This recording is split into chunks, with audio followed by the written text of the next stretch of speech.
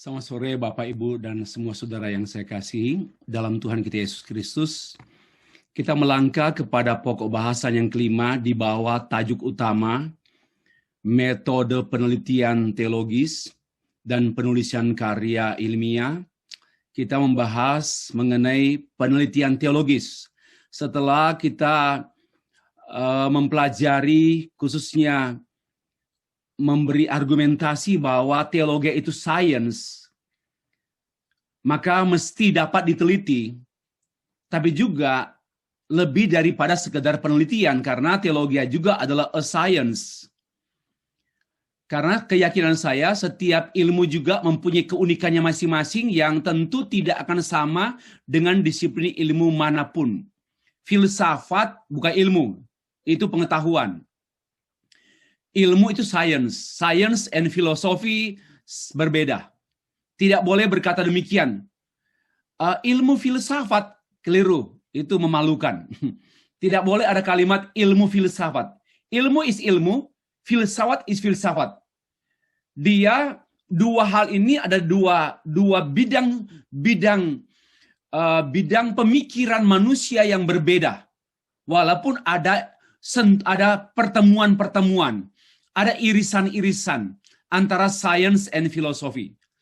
Nah, demikian pula teologi. Teologi tidak sama mutlak dengan biologi. Kalau sama mutlak, itu namanya biologi. Teologi tidak sama mutlak dengan filsafat dengan fisika. Tapi ada banyak persinggungan. Nah, persinggungan antara science, antara natural science and social science dengan teologi, persinggungan itulah yang memungkinkan bahwa teologi dan sains itu adalah dapat dipelajari, dapat diteliti. Termasuk teologi dapat diadakan research. Ya, karena ada titik temu. Tetapi juga ada titik tak temu. Karena sama juga lah, fisika dengan sosiologi ada juga titik tidak temu. Ada titik temu, ada titik tidak temu. Nah, titik yang tidak mungkin bertemu ini mempunyai keunikan masing-masing.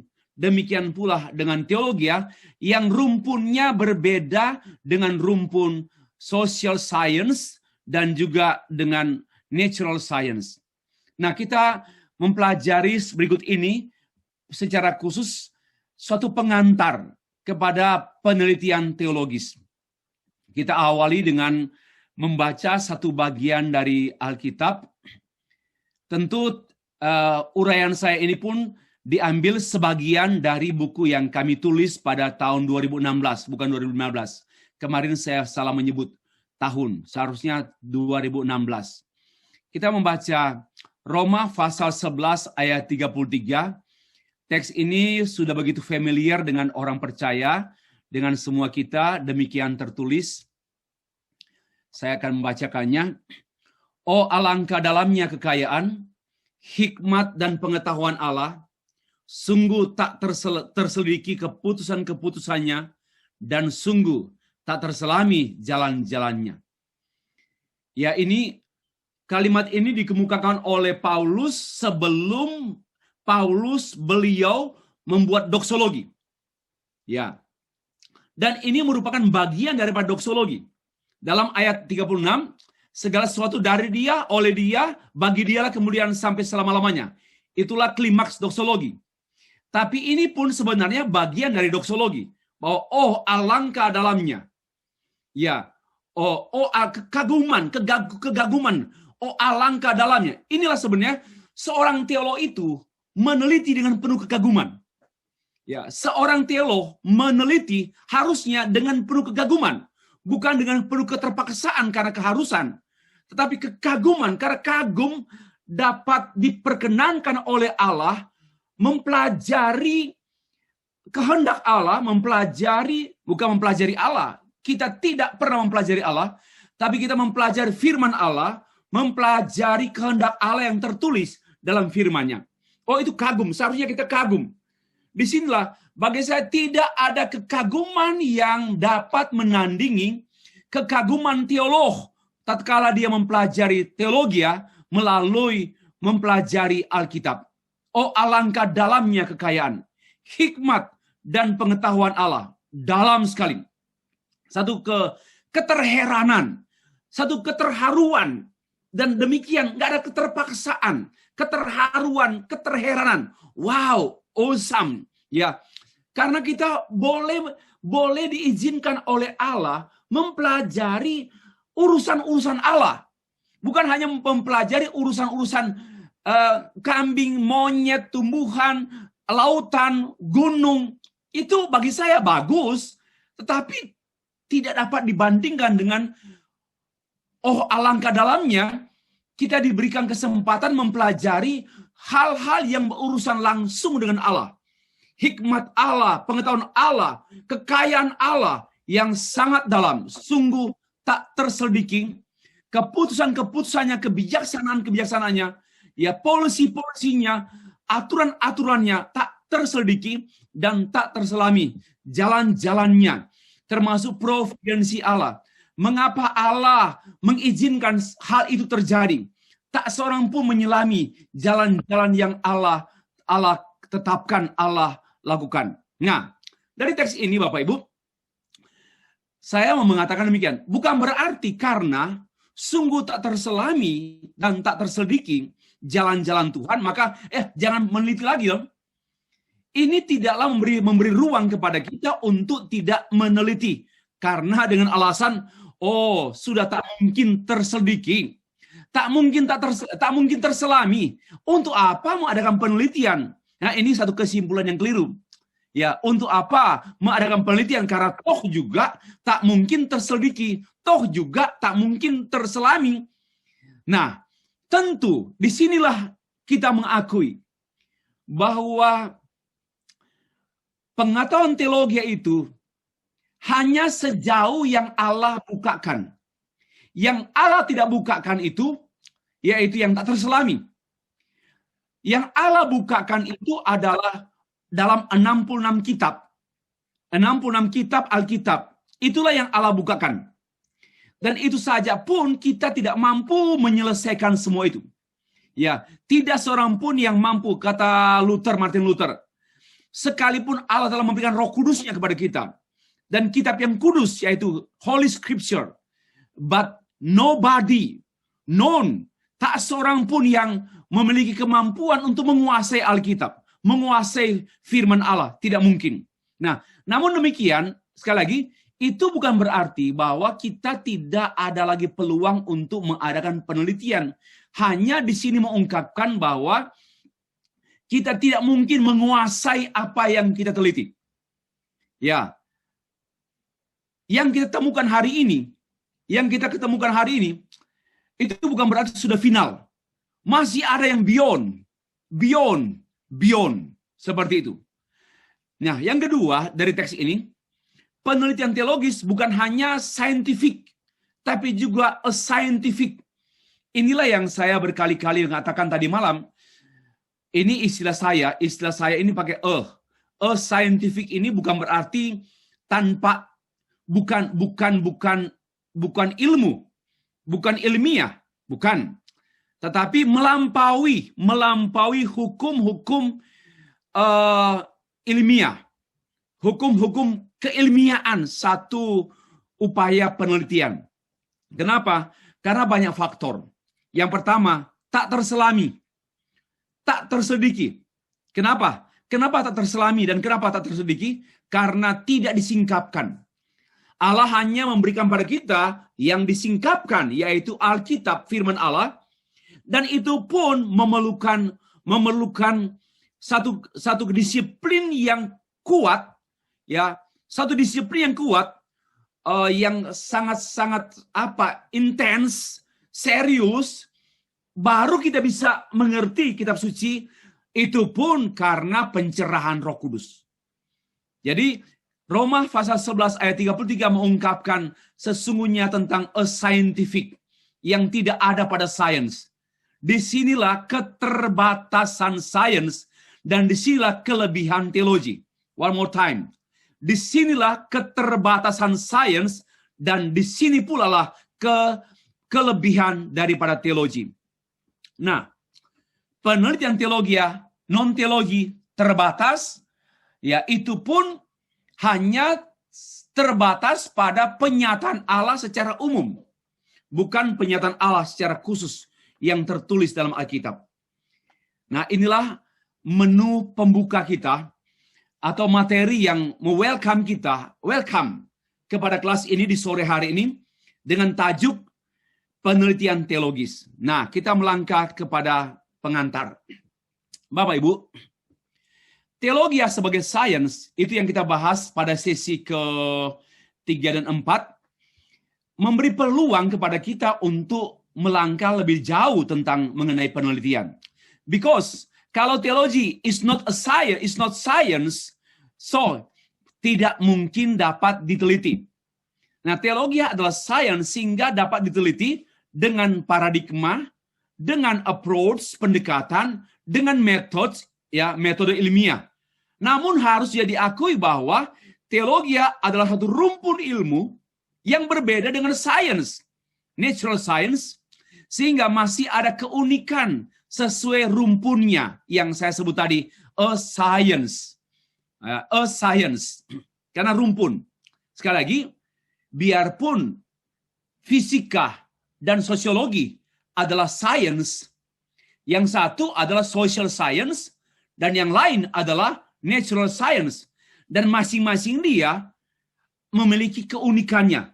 Demikian pula teologi, apalagi teologi. Next. Sayang sekali, banyak tesis dan disertasi yang saya temui dan tahu karena saya memang mengadakan penelitian.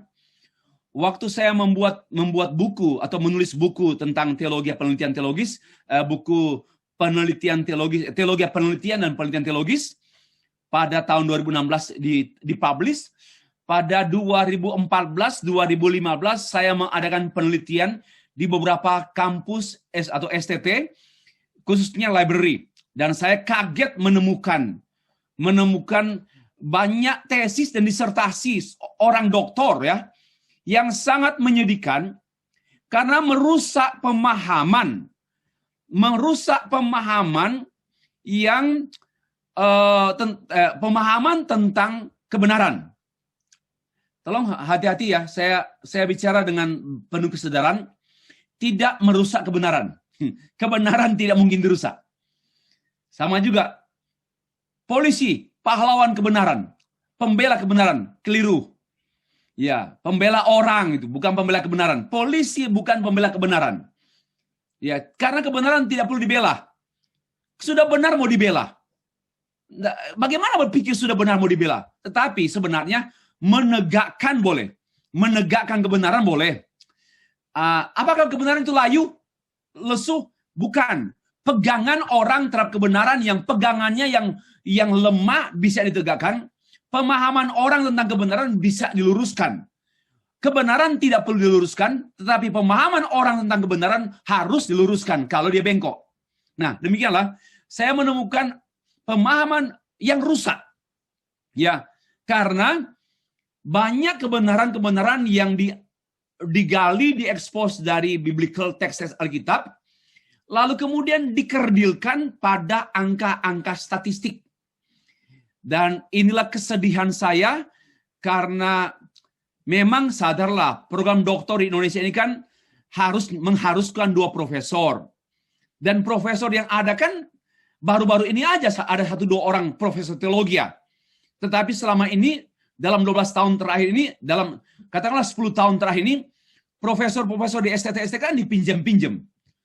Ada profesor manajemen, profesor bidang kimia, profesor di bidang pendidikan, profesor di bidang ilmu-ilmu umum, lalu diundang mengajar di sekolah teologi. Kemudian mereka menerapkan murni metodologi riset sains, dan para mahasiswa S2, S3 seperti domba dibawa ke pembantaian. Dicucuk hidungnya, hanya mengamin-aminkan kata profesor yang tidak ngerti teologi, sehingga banyak pemahaman-pemahaman teologi dikebiri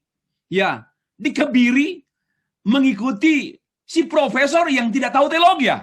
Ini kesedihan STT Indonesia selama 10 tahun.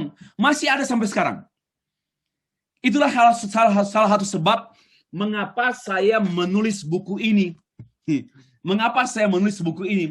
Itulah salah satu sebab, karena saya nggak tahan lagi melihat para master dan doktor teologi mengikuti metode-metode yang diajar oleh doktor profesor dari universitas yang tidak pernah tahu teologi, rumpun teologi, nggak tahu eksegese, tetapi kemudian mereka menelan mentah-mentah apa adanya metode-metode non-teologi, sehingga teologi betul-betul dikebiri dan dikerdilkan. Itulah yang membuat saya sangat sakit hati. Dan salah satu sebab sakit hati menghasilkan buku. Kalau Bapak Ibu tidak pernah sakit hati, tidak ada buku yang dihasilkan. Nah, oke. Mari kita mulai. Pengertian penelitian teologis. Ini istilah saya. Ini definisi yang saya susun sendiri. Karena belum ada yang tulis. Atau mungkin saya belum menemukannya. Mungkin lebih tepat itu ya. Mungkin saya belum menemukannya. Saya sudah mencari-cari sampai sekarang. Apakah ada seorang ahli yang menulis tentang penelitian teologis, termasuk definisinya? Saya berusaha mendefinisikan. Bapak Ibu bisa kritik dalam bentuk pertanyaan yang nanti disampaikan dalam tugas. Ya, setiap after make a summary, you give one question pada setiap sesi. Nah, definisinya demikian. Penelitian teologis adalah satu usaha yang terorganisir dengan penuh kesadaran dan ketaatan terhadap kaidah. Yo, ini sadar. Di sini kalau bicara sadar, ini filsafat nih. Penuh kesadaran artinya filosofis. Ya, sadar. Dan penuh ketaatan terhadap kaidah. Ya, ini ketentuan-ketentuan. Ada aturan buat skripsi, tesis, disertasi, buat artikel. Ya, apa saja. Khotbah pun punya aturan. Bukan sembarangan. Lalu, ketaatan terhadap kaidah untuk mencari dan menemukan arti kebenaran. Jangan salah paham. Kita tidak menemukan kebenaran, tetapi menemukan arti kebenaran. Sayangnya, para saintis membimbing para master dan doktor teologi berkata, kita akan menemukan kebenaran. Keliru. Kebenaran sudah ada, tetapi kita menemukan arti kebenaran. Ya, harap termasuk prinsip kebenaran, model kebenaran, tema-tema kebenaran, fakta-fakta yang berkorespondensi dengan kehidupan nyata kita, gereja, lingkungannya, sosial, ekonomi, politik, HAM, dan pendidikan. Itu semua teologi itu berurusan dengan semua kenyataan hidup. Kapan? Di sana dan di sini sekarang mengenai relevansinya. Tentu dengan menggunakan metode tertentu. Bukan sembarang metode. Ya, metode harus sesuai dengan filsafat penelitian. Metode harus sesuai dengan pendekatan penelitian. Lalu mengalami kebenaran teologi tersebut. Mengalami. Dan atau menyelesaikan masalah teologis. Kita bisa memberikan satu jawaban atas masalah teologis yang muncul, yang menuntut adanya penelitian teologis. Inilah arti penelitian teologis. Harap Bapak Ibu, pengertian ini menstimulasi Bapak Ibu untuk semakin giat di dalam studi pribadi. Oke. Dari definisi tadi, saya membahas 8 hal penting berkenaan dengan karakteristik penelitian teologis. Yang pertama, ya, kebenaran itu adalah terorganisir secara konsisten, koheren, dan korespondensi, ya, serta komprehensif. Katakanlah, konsisten itu artinya tidak ada pertentangan internal. Pada waktu kita mengerti, memahami satu rumusan kebenaran, tidak ditemukan adanya inkonsistensi, adanya pertentangan internal di dalamnya. Dan juga pasti ada kesesuaian, namanya koheren. Ada korespondensi, ada keterkaitan dengan kenyataan hidup. Dan juga bersifat komprehensif. Tidak hanya penggalan-penggalan atau bagian-bagian, melainkan secara utuh. Nah, lalu kita merumuskannya harus dengan upaya kognitif. Tidak mungkin tanpa menggunakan daya nalar. Tidak mungkin orang menyembah Tuhan tanpa daya nalar. Itulah yang menjengkelkan saya mendengar pendeta-pendeta fundamentalis. Kita nggak perlu pakai otak berdoa. Hanya ini sebetul-betul inkonsistensi. Ya, padahal dia ngomong pakai otak. Ya, contoh saja. Yang berikut, kita semuanya melalui proses kognitif. Seperti yang saya terangkan kemarin. Proses mempertimbangkan, menganggap, memperkirakan, menafsir. Yang terorganisir juga dengan prosedur yang terorganisir dan metode yang sesuai, sehingga ya yang sesuai dengan kebenaran, ya kita harus menyesuaikan diri. Bapak Ibu, begini. Itu artinya mengapa harus menggunakan upaya terorganisir, metode terorganisir, langkah-langkah terorganisir dengan baik. Terorganisir itu dengan parameter konsisten, koheren, korespondens, dan komprehensif. Mengapa harus terorganisir? Karena kebenaran itu terorganisir, bukan kebenaran kacau. Karena kebenaran itu utuh, sempurna, maka upaya-upaya untuk memahami kebenaran, meneliti kebenaran harus dengan upaya-upaya sempurna. Itu yang saya maksudkan. Ya, dan ini sangat kaya ditawarkan dalam dunia dan bingkai teologi. Oke, 2. Dari definisi tadi, kita menemukan karakter yang kedua. Yang pertama, sekalipun bukan yang utama, bukanlah karena ada masalah baru kita mengadakan penelitian, melainkan karena adanya tujuan mengapa kita meneliti. Dan tujuannya juga bukan hanya semata-mata untuk memecahkan masalah, ya, melainkan untuk mengetahui arti, meaning dari teks, dari kebenaran, dari konteks, ya, dari dogma, dari paham, pandangan, view. Kita mau cari tahu meaningnya, lalu kita mengalami meaning itu menjadi ilmu terapan, menjadi teologi terapan. Jadi di sini ada dua pendekatan, ada dua bentuk penelitian. Yang pertama, penelitian dasar. Yang kedua, penelitian terapan. Penelitian dasar, ya katakanlah Bapak Ibu mau teliti eksegese Roma pasal 5 ayat 7 sampai 20. Itu namanya penelitian dasar. Dan penerapan dan keberartiannya bagi pelayanan pastoral gereja A. Itu namanya penelitian terapan. Jadi saya masih memperhatikan ada beberapa topik yang Bapak Ibu usulkan, baru satu. Saya nggak sebut variabel. Nanti kalau kuantitatif pakai variabel. Baru satu pokok pikiran. Sehingga itu seperti paper. Harus dua pokok pikiran. Kalau hanya satu pokok pikiran itu paper namanya. Ya, misalnya kesatuan gereja menurut 1 Korintus pasal 10. Itu namanya satu pokok pikiran, itu paper. Nah, setelah itu mau diapain? Ya, 1 Korintus pasal 10 itu mau diapain? Dia harus ke arah penerapan teologi terapan. Biblical, ya biblical, lalu dirumuskan menjadi teologi terapan. Entah itu terapannya konseling, terapannya pastoral, terapannya leadership, terapannya pastoral, terapannya apa saja, itu bisa. Misi pun boleh. Oke, ini poin yang kedua. Yang ketiga, dari definisi tadi, penelitian teologi adalah untuk menjawab masalah-masalah yang nyata. Ya, karena ini ada tuduhan bahwa teologi itu tidak mendarat, tidak mengena dengan real problem, dengan kehidupan nyata. Tetapi sesungguhnya saya mau katakan bahwa karena kita melihat teologi itu utuh, saya memang sedang berusaha untuk memulihkan teologi dalam pengertian dari terbagi-bagi. Ya, sebagaimana yang saya sering kali kemukakan. Terbagi-bagi pada biblical, sistematik, historical, philosophical, practical.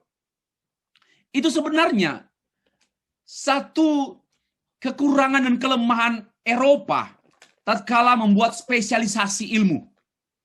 Sebenarnya teologi itu satu. Nggak perlu ada praktikal, nggak perlu ada biblical, nggak perlu ada systematical, nggak perlu. Hanya memang itu perlu juga memang dalam rangka belajar.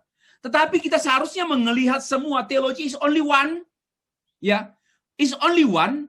Dia teologi is biblical, teologi is systematical, teologi is practical, teologi is philosophical, and teologi is historical. Dan itu satu. Hanya sekarang menjadi lima rumpun lagi. Lucu. Teologi is only one rumpun. Ya. Tetapi kemudian terpecah-pecah. Dan ini akhirnya kebenaran itu terpecah-pecah. Maka muncullah, itu hanya teori, nggak praktek. Harusnya praktis, Pak. Sebenarnya kita nggak boleh ngomong begitu. Karena kita menerima warisan berpikir barat tentang teori dan praktek. Padahal teori dan praktek itu cocoknya untuk ilmu sains, untuk sains, natural science, misalnya fisika, kimia, biologi. Karena perlu ada laboratorium. Ada teori, ada laboratorium. Tapi teologi, sosiologi, nggak perlu laboratorium, nggak perlu teori. Karena itu kebenaran kehidupan. Dan kehidupan itu kebenaran. Itu menjadi satu integrasi ya. Ini yang saya mau tekankan di sini. Oke? Jadi, tidak hanya menyangkut masalah-masalah kebenaran di atas gunung, atau di sorga, tapi di dunia nyata juga. Penelitian teologi untuk maksud ini bukanlah penelitian teologi biblika, sistematika, filosofika, historika, melainkan teologi praktika. Di mana teologi praktika diturunkan dari biblika, sistematika, filosofika, praktika, historika, ke praktika. Ke menjadi ilmu teologi terapan. Yang keempat, penelitian teologi biblika, sistematika, filosofika, dan historika tidaklah dimaksudkan memiliki karakteristik penelitian penemuan. Ya, istilah penemuan dan pengembangan teori. Saya harus memberi peringatan kepada Bapak Ibu, jangan terlalu mengkerdilkan, jangan mengkerdilkan kebenaran biblika, filosofika, Kristen, teologi, sistematik, dan historika pada teori-teori. Istilah teori ini kan istilah sains.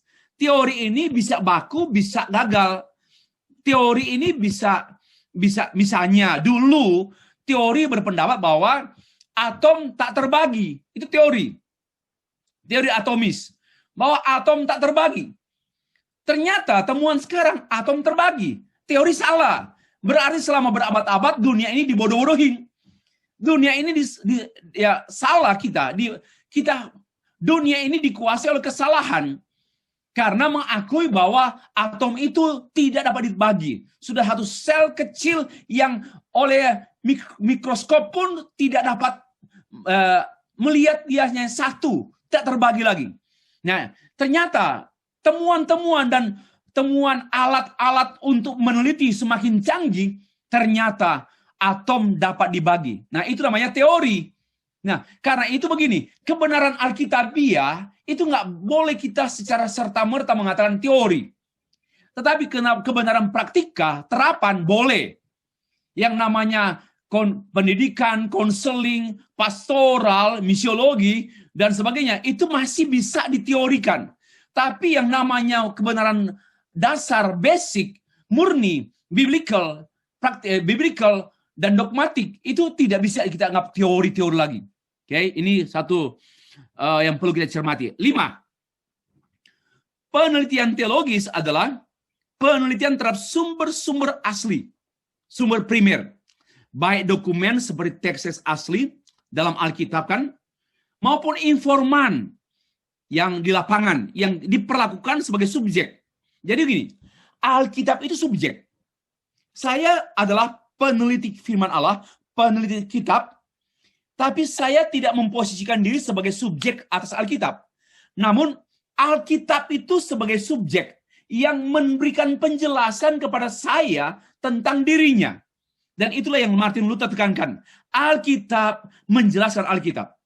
Alkitab, pertanyaan-pertanyaan dalam Alkitab dijawab oleh Alkitab. Ya, itulah yang perlu kita pertimbangkan masukan pendapat dari Martin Luther berkenaan dengan pokok kelima yang saya kemukakan ini. Yang keenam, penelitian teologis bukan hanya berhenti pada rumusan biblical dan sistematikal, juga praktikal, melainkan baik melalui literatur maupun data lapangan seperti misi, PAK, pastoral, counseling, dan sebagainya itu. Jadi begini, kita tidak boleh mencampur adukan. Kita tahu mana yang basic research atau pure research dan mana yang apply research. Ini yang harus kita ingat. Saya mencermati sejumlah topik yang Bapak Ibu kemukakan. Kebanyakan semuanya itu basic research. Ya, basic research atau pure research. Pure research. Kurang yang namanya apply research. Namun sebenarnya teologi itu dua-dua. Baik pure research maupun apply research. Ya, karena seperti yang saya terangkan tadi. Ya, biblical itu pure research. Hanya sayang banyak yang saya jumpai disertasi dan tesis di perpustakaan-perpustakaan menyedihkan. Yang satu kajian dalam kitab Bilangan, kitab Yohanes, dikaji secara exegetical, tetapi kemudian diturunkan hanya pada angka-angka yang membentuk pertanyaan-pertanyaan angket atau questioner, lalu kemudian mengukur perilaku manusia, dan tidak nyambung. Saya tidak ngerti lah. Saya tidak mengerti ini satu kebiasaan buruk dan berbahaya. Karena kebenaran Alkitab diturunkan menjadi kebenaran yang praktis. Ya, misalnya membahas mengenai kekudusan hidup dalam kitab Pentateuch, para kitab Musa, bisa Matius, Kejadian, Keluaran, Bilangan, Ulangan, ya, membahas itu atau satu bagian saja. Lalu kemudian kekudusan ini diturunkan menjadi konsep-konsep operasional. Lalu jadi pilah-pilah sehingga menjadi angket, menjadi questioner. Dan questioner itulah yang kemudian disebarkan kepada orang yang tidak dikenal oleh si penulis. Lalu dia datang mendapatkan jawaban, lalu dia olah, baru dia bilang, kita membuktikan teori. Teori Ulangan dibuktikan oleh lapangan. Inilah kotoran penelitian teologis yang sangat menyedihkan. Karena begini, kuantitatif itu adalah membuktikan teori. Jadi kebenaran dalam Ulangan itu diekspos atau dieksegese, lalu kemudian menjadi pertanyaan kisi-kisi pertanyaan penelitiannya tentu dengan sejumlah pendekatan upaya, lalu menjadi kisi-kisi pertanyaan questioner atau pertanyaan angket, lalu kemudian pertanyaan itu disebarkan dan diisi.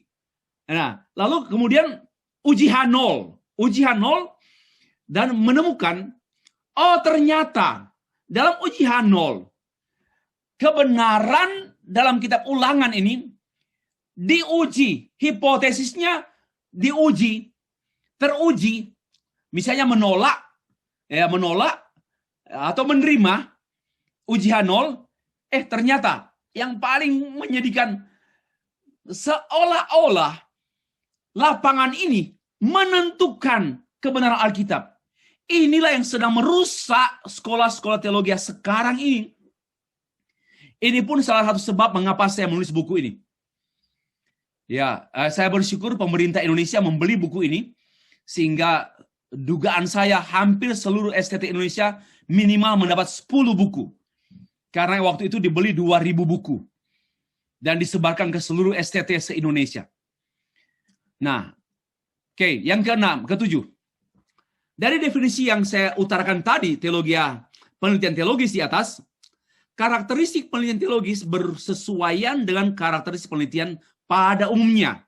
Ya, ini yang saya sama bersentuhan dengan ilmu-ilmu yang lain yang sifatnya terbuka mengenai hal-hal yang baru atau kebaharuan dalam hal pemahaman, bukan kebenaran. Ya, kebaharuan ini bukan kebaharuan temuan kebenaran, tetapi satu kebaruan dapat dipahami, dijelaskan dengan cara begini, tapi tanpa mengubah substansi kebenaran.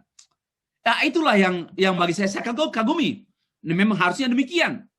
Nah, ilmu yang tertutup bukanlah ilmu pengetahuan ilmiah, melainkan hanyalah pengetahuan saja, tidak baku.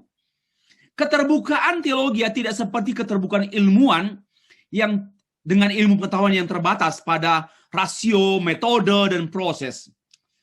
Bapak Ibu, saya mengatakan bahwa ilmu apapun di dunia ini terbatas. Terbatasnya paling tidak pada 3 hal. 1, metode. Karena tidak ada metode yang sempurna. Setiap metode, jenis metode, bentuk metode, pasti ada kekurangan. Yang kedua, keterbatasan si peneliti. Dia punya mata, rabun, dia punya cara menghitung kalkulator salah. Jadi, pada proses penelitian. Yang ketiga, objek penelitian yang terbatas, dijangkau. Ya, itulah minimal ada 3 sebab mengapa penelitian ilmu pengetahuan very, very limited.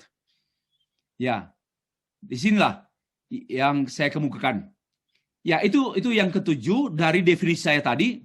Yang ke-8, terakhir, bertolak dari keharusan, kerinduan, dan kenikmatan penelitian karena daya tarik kebenaran itu sendiri, maka dengan sendirinya kita, para peneliti dan pembelajar, akan terhindar dari praktik amoralitas, yaitu kejahatan akademik. Semestinya orang yang betul-betul sangat disiplin akademis, yang menghormati kebenaran, dia pasti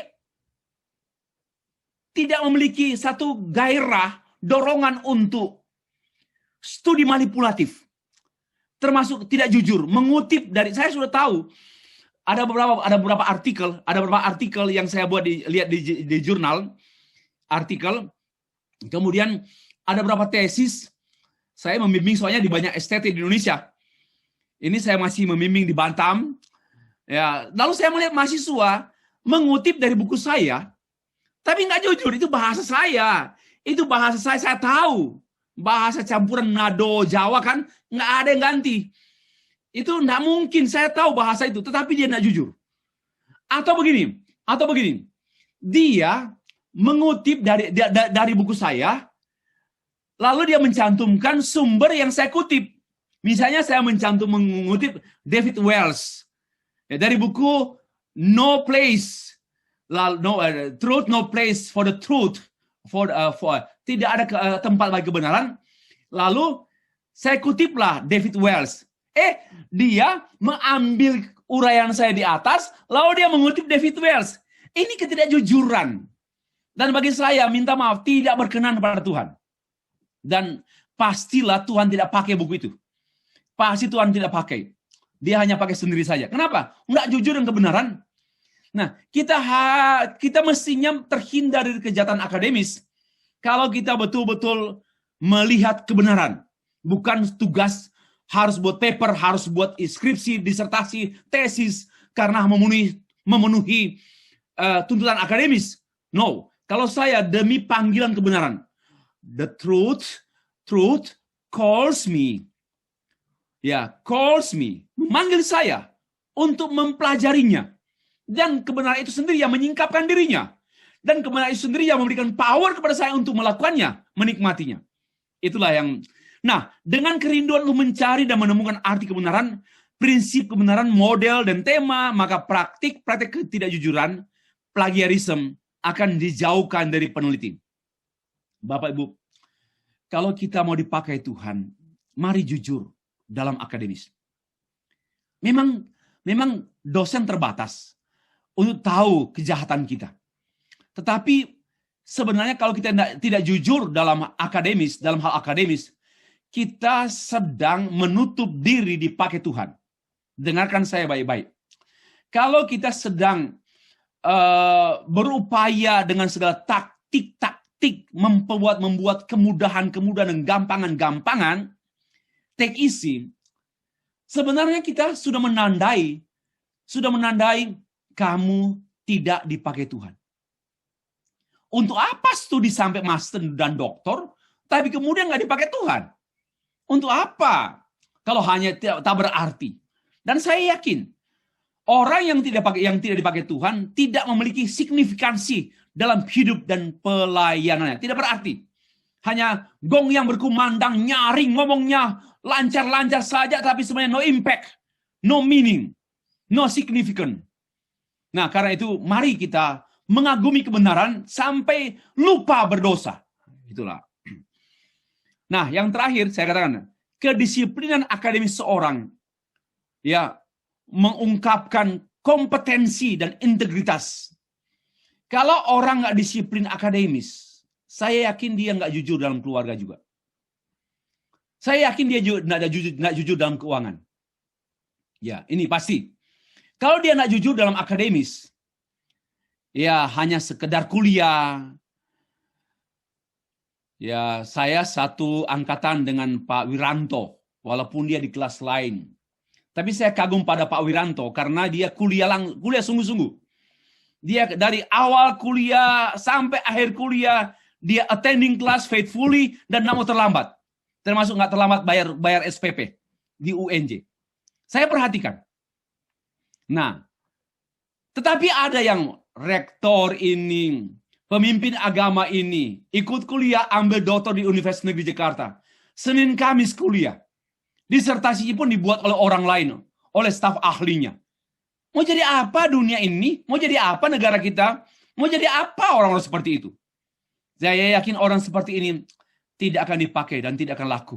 Hanya ada luka-luka saja. Akhirnya, Bapak Ibu, kesimpulan.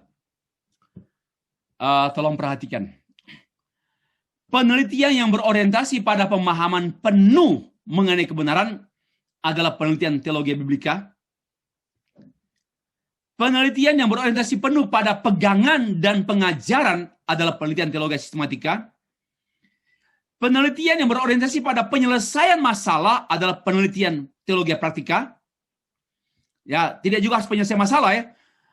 Penerapan kebenaran, mungkin lebih tepat. Penelitian yang berorientasi pada penerapan kebenaran yang namanya penelitian teologi praktika.